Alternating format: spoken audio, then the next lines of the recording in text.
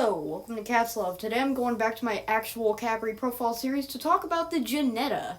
We've been talking about dwarf cats a lot on the channel here recently, and this is just another edition. But let's get into the history of the breed before we get to that. The history of this breed began in 2006, when a breeder named Shannon Kiley from the Paw-Struck Cattery wanted to make a cat that resembled the Genetta wildcat. For people who wanted a cat that looked like the Genetta, just more docile, which she accomplished by mixing the Bengal breed with the Munchkin.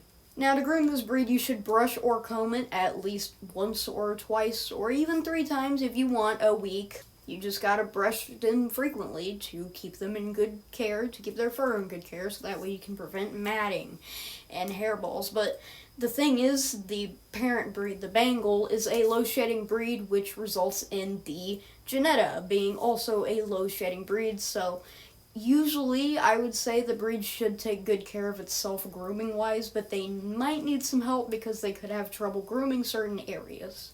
I wouldn't say regular baths should be common with this breed. If they get super dirty and they're not able to clean themselves, then of course a bath would be necessary. Anyway, let's talk about their general care. The Genetta is known to be a very energetic but playful cat, of course, deriving from both the Bengal and the Munchkin, who will jump and climb despite their short and stubby legs. They do require lots of attention and play, so it's not recommended to leave them alone for a while, or things could get destructive. So to exercise the Genetta, you should play and interact with them frequently. The Genetta is already, like I said, an active breed, so they should get most of the exercise done just from running around the house or playing with, their everyday toys. But if you're wanting to play with them, I would recommend the usual laser pointer, the little toy wands. But since these cats have their play passed down from the Bengal, some more high energy toys would be some cat puzzles, catnip toys, and even like one of those high-tech little toys. It looks like an actual bird, and it like flies around too and makes chirping sounds, and it, your cat jumps and catches it, and it would be perfect for this breed. Also, this breed is trainable. The cat is known to love walking on leashes and even playing fetch. But let's talk about the foods that you should feed this breed. You should feed them the usual high-quality cat food. But since the Genetta is such a unique breed, I would just get a vet's advice on what food would be best for them. Anyway, their health problems can range from ichthyosis and pectus excavatum, deriving from their Munchkin parents. Also, they could have problems with their legs, like arthritis, or just general pain, but other than that, there isn't any documented health problems, including those. Those aren't documented, those are just suspected. Since this breed is pretty new, but also not really documented at all, it of course doesn't have any documented health problems. But also every other common health problem in cats can also be found in this cat breed, so regular vet checkups are necessary, especially when the cat isn't acting like they usually do or you suspect something's wrong. But let's move on to their unique appearance. The Genetta is, of course, a dwarf cat, making their most notable feature being their stubby legs. They have a height of only around 4 to 8 inches. Of course, all of their appearance is derived from one of the parent breeds. For example, their physical would be derived from the Munchkin, pretty much like their legs and their head and their physical. And the visual appearance would, of course, be derived from the Bengal.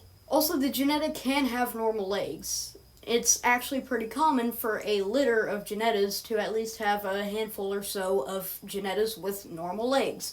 Those are called non-standards, with the short-legged ones being called standards.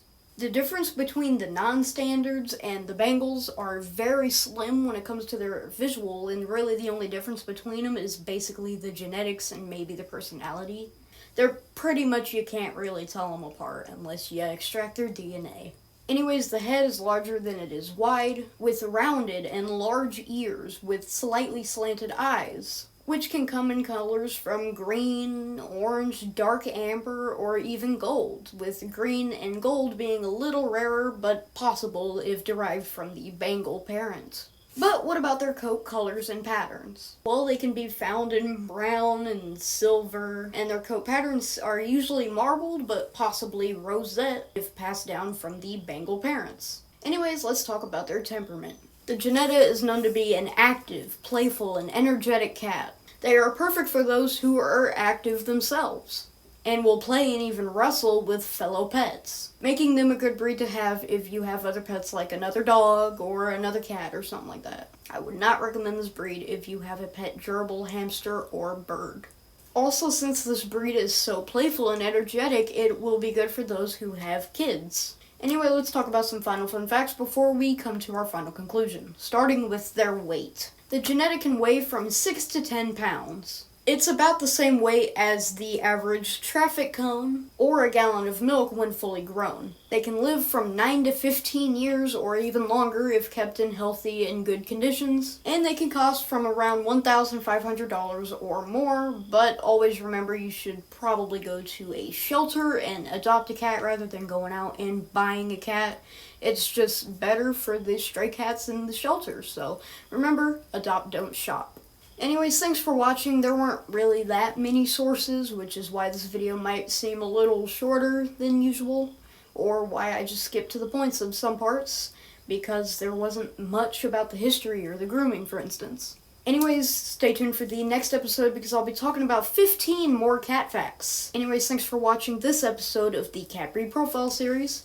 This has been Cat's Love. I'll see you next time. I am Cat's Love. Flint and Steel.